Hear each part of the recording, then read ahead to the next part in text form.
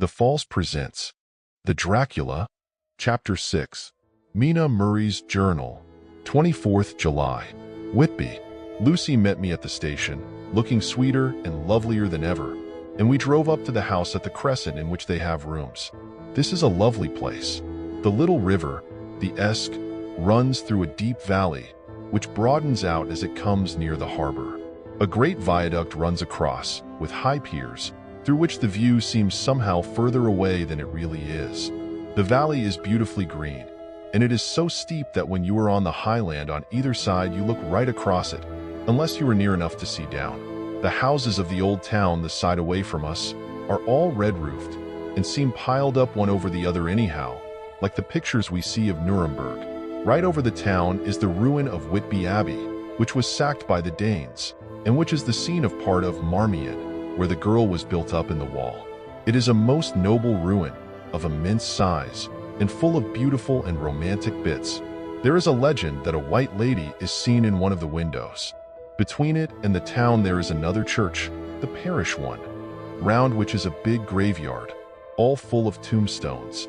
This is to my mind the nicest spot in Whitby, for it lies right over the town, and has a full view of the harbor and all up the bay to where the headland called Kettleness stretches out into the sea. It descends so steeply over the harbor that part of the bank has fallen away, and some of the graves have been destroyed. In one place, part of the stonework of the graves stretches out over the sandy pathway far below. There are walks, with seats beside them, through the churchyard, and people go and sit there all day long looking at the beautiful view and enjoying the breeze. I shall come and sit here often myself and work. Indeed, I am writing now, with my book on my knee, and listening to the talk of three old men who are sitting beside me. They seem to do nothing all day but sit here and talk. The harbor lies below me, with, on the far side, one long granite wall stretching out into the sea, with a curve outwards at the end of it, in the middle of which is a lighthouse. A heavy seawall runs along outside of it. On the near side, the seawall makes an elbow crooked inversely, and its end too has a lighthouse. Between the two piers there is a narrow opening into the harbor, which then suddenly widens. It is nice at high water, but when the tide is out it shoals away to nothing, and there is merely the stream of the Esk, running between banks of sand, with rocks here and there. Outside the harbor on this side there rises for about half a mile a great reef, the sharp of which runs straight out from behind the south lighthouse. At the end of it is a buoy with a bell, which swings in bad weather, and sends in a mournful sound on the wind. They have a legend here that when a ship is lost bells are heard out at sea. I must ask the old man about this. He is coming this way. He is a funny old man. He must be awfully old, for his face is gnarled and twisted like the bark of a tree. He tells me that he is nearly 100, and that he was a sailor in the Greenland fishing fleet when Waterloo was fought. He is, I am afraid, a very skeptical person, for when I asked him about the bells at sea and the white lady at the abbey, he said very brusquely, "I wouldn't fashmissel about them, miss. Them things be all wore out. Mind, I don't say that they never was, but I do say that they wasn't in my time. They be all very well for cummers and trippers, and the like, but not for a nice young lady like you. Them feet folks from York, and Leeds that be always eatin' cured herrins and drinkin' and lookin' out to buy cheap jet would creed aught. I wonder, missul, who'd be bothered tellin' lies to them, even the newspapers, which is full of fool talk." I thought he would be a good person to learn interesting things from, so I asked him if he would mind telling me something about the whale fishing in the old days. He was just settling himself to begin when the clock struck 6, whereupon he labored to get up and said, "I must gang a Gian wards home now, miss. My granddaughter doesn't like to be kept waitin' when the tea is ready, for it takes me time to crammel aboon the grease, for there be a many of him, and miss, I lack belly timber sarely by the clock." He hobbled away, and I could see him hurrying, as well as he could, down the steps. The steps are a great feature on the place. They lead from the town to the church. There are hundreds of them. I do not know how many, and they wind up in a delicate curve. The slope is so gentle that a horse could easily walk up and down them. I think they must originally have had something to do with the abbey. I shall go home too. Lucy went out, visiting with her mother, and as they were only duty calls, I did not go. 1st August. I came up here an hour ago with Lucy, and we had a most interesting talk with my old friend and the two others who always come and join him. He is evidently the Sir Oracle of them, and I should think must have been in his time a most dictatorial person.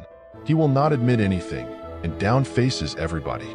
If he can't argue them, he bullies them, and then takes their silence for agreement with his views. Lucy was looking sweetly pretty in her white lawn frock. She has got a beautiful color since she has been here. I noticed that the old men did not lose any time in coming and sitting near her when we sat down. She is so sweet with old people. I think they all fell in love with her on the spot. Even my old man succumbed and did not contradict her, but gave me double share instead. I got him on the subject of the legends, and he went off at once into a sort of sermon. I must try to remember it and put it down. It be all fool talk, lock, stock, and barrel. That's what it be and nowt else. These bands and waffs and bow-ghosts and barguests and bogles and all anent them is only fit to set bairns and dizzy women a-belderen. They be nowt but airblebs. They, and all grimps and signs and warnings, be all invented by parsons and ilsome birkbodies and railway touters to skeer and scunner halflins, and to get folks to do something that they don't other incline to.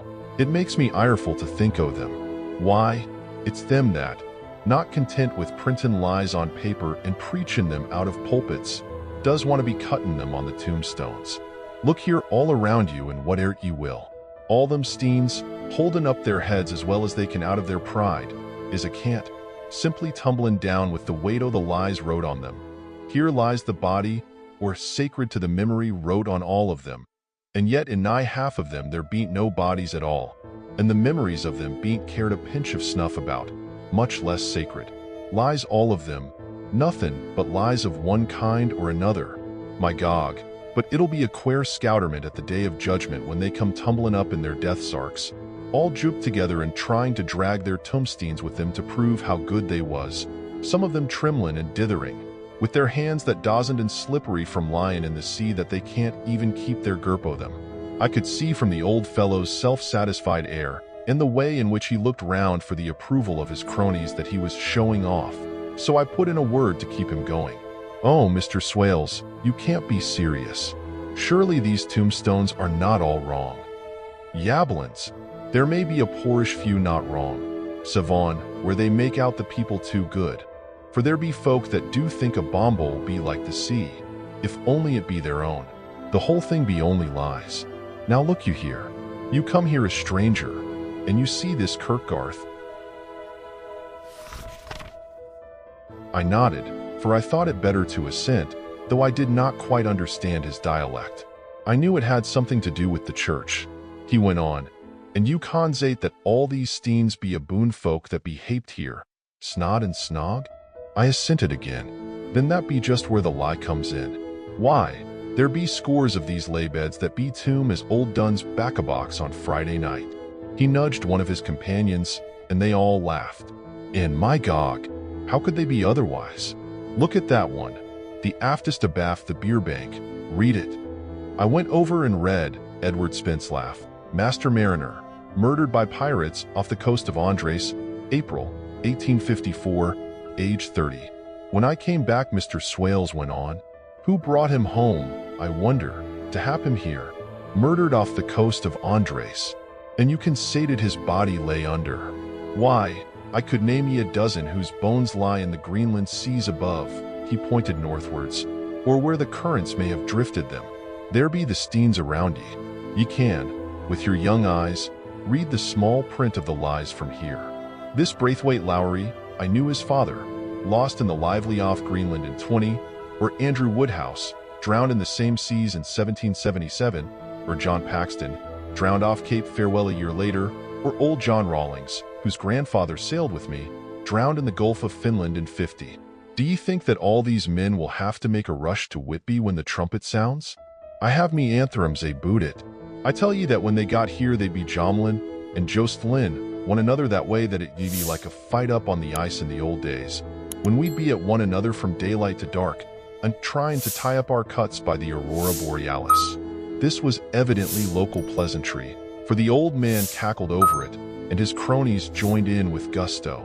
"But," I said, "surely you are not quite correct. for you start on the assumption that all the poor people, or their spirits, will have to take their tombstones with them on the day of judgment.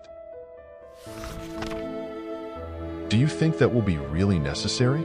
Well, what else be they tombstones for? Answer me that, miss. To please their relatives, I suppose. To please their relatives, you suppose?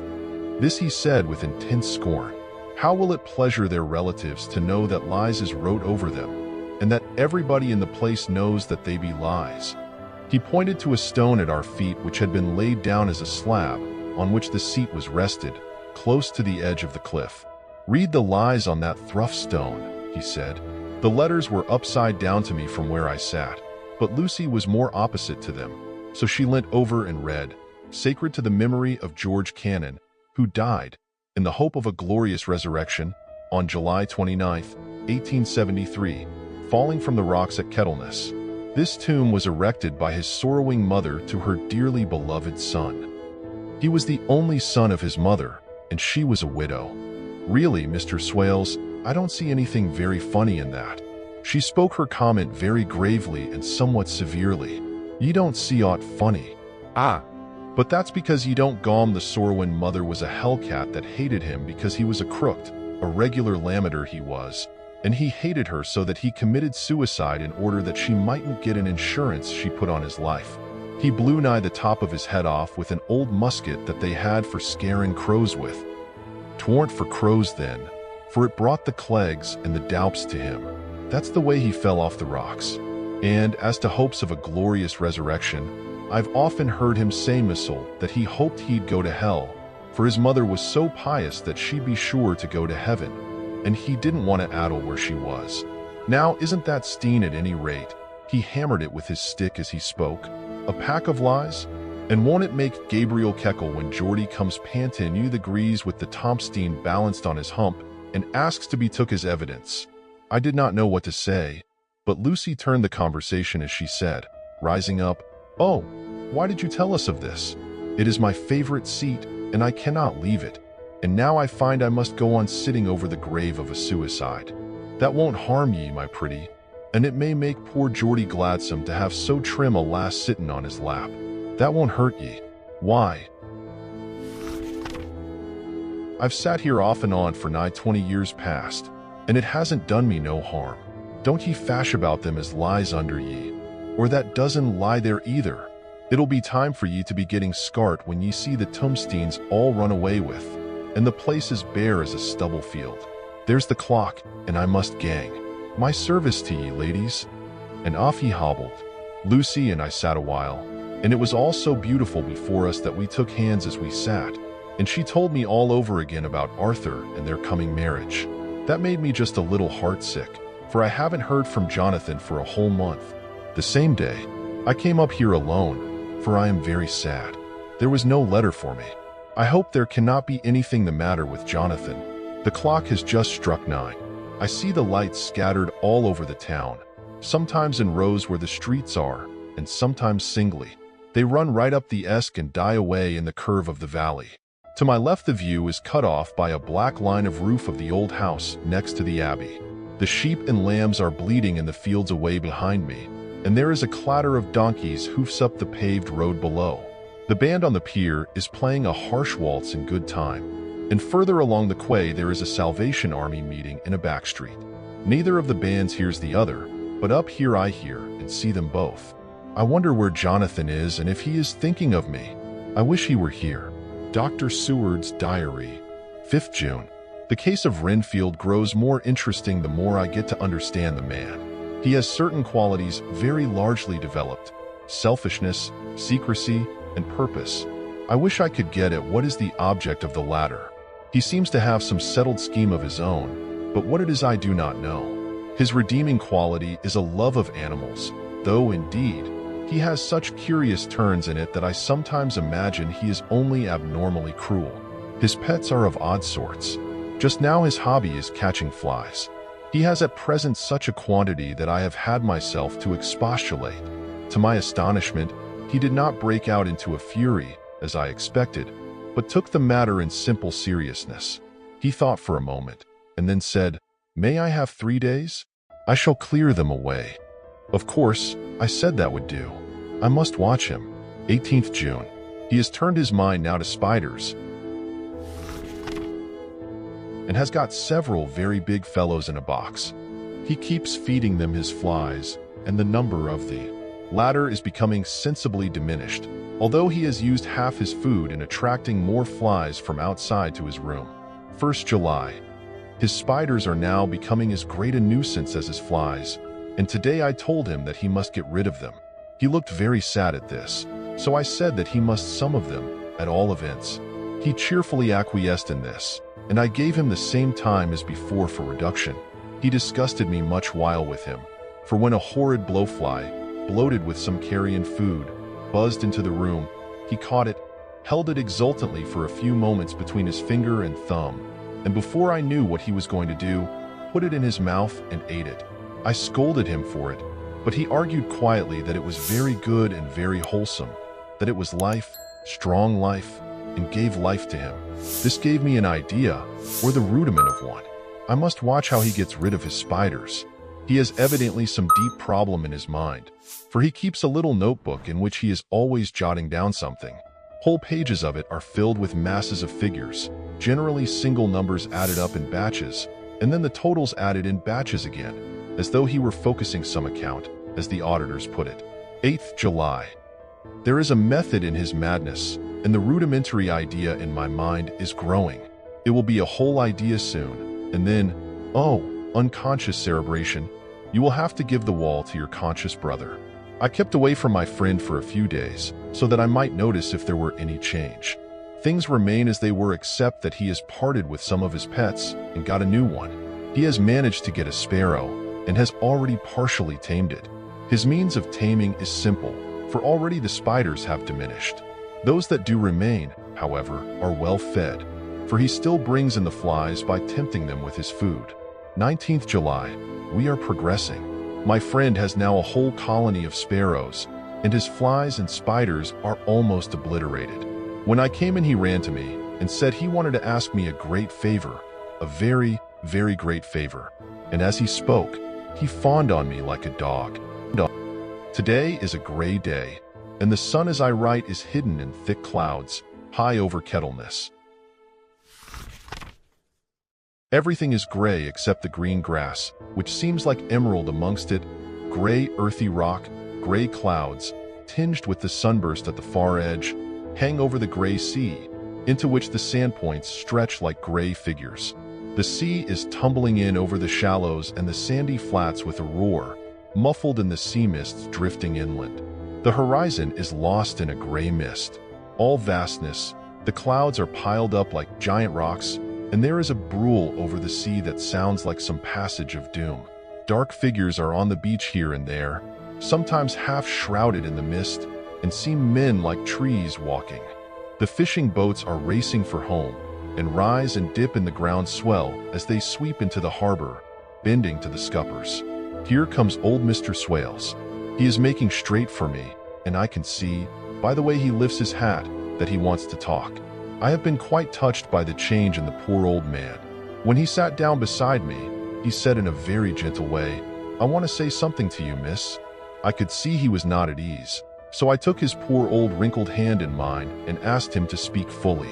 So he said, leaving his hand in mine, "I'm afraid, my dearie, that I must have shocked you by all the wicked things I've been saying about the dead and such like for weeks past, but I didn't mean them, and I want you to remember that when I'm gone, we UD folks that be daffled, and with 1 foot abaft the crockhole, don't altogether like to think of it, and we don't want to feel scarred of it, and that's why I've took to making light of it, so that I cheer up my own heart a bit.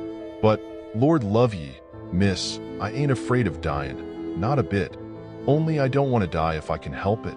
My time must be nigh at hand now, for I be AUD, and 100 years is too much for any man to expect. And I'm so nigh it that the AUD man is already wet in his scythe. Ye see, I can't get out o' the habit of caffin about it all at once. The chaffs will wag as they be used to. Some day soon the angel of death will sound his trumpet for me. But don't ye dull and greet, my dearie." For he saw that I was crying. If he should come this very night, I'd not refuse to answer his call. For life be, after all, only a waitin' for something else than what we're doing, and death be all that we can rightly depend on. But I'm content, for it's comin' to me, my dearie, and comin' quick. It may be comin' while we be lookin' and wonderin'. Maybe it's in that wind out over the sea that's bringin' with it loss and wreck and sore distress and sad hearts. Look, look, he cried suddenly. There's something in that wind and in the host beyond that sounds and looks and tastes and smells like death. It's in the air. I feel it comin'. Lord, make me answer cheerful when my call comes. He held up his arms devoutly and raised his hat. His mouth moved as though he were praying. After a few minutes' silence, he got up, shook hands with me, and blessed me, and said goodbye, and hobbled off. It all touched me, and upset me very much. I was glad when the Coast Guard came along, with his spyglass under his arm. He stopped to talk with me, as he always does, but all the time kept looking at a strange ship. I can't make her out, he said. She's a Russian, by the look of her. But she's knocking about in the queerest way. She doesn't know her mind a bit. She seems to see the storm coming, but can't decide whether to run up north in the open or to put in here. Look there again. She is steered mighty strangely, for she doesn't mind the hand on the wheel, changes about with every puff of wind. We'll hear more of her before this time tomorrow. Please, like, comment, share, subscribe to our channel for more. Thank you.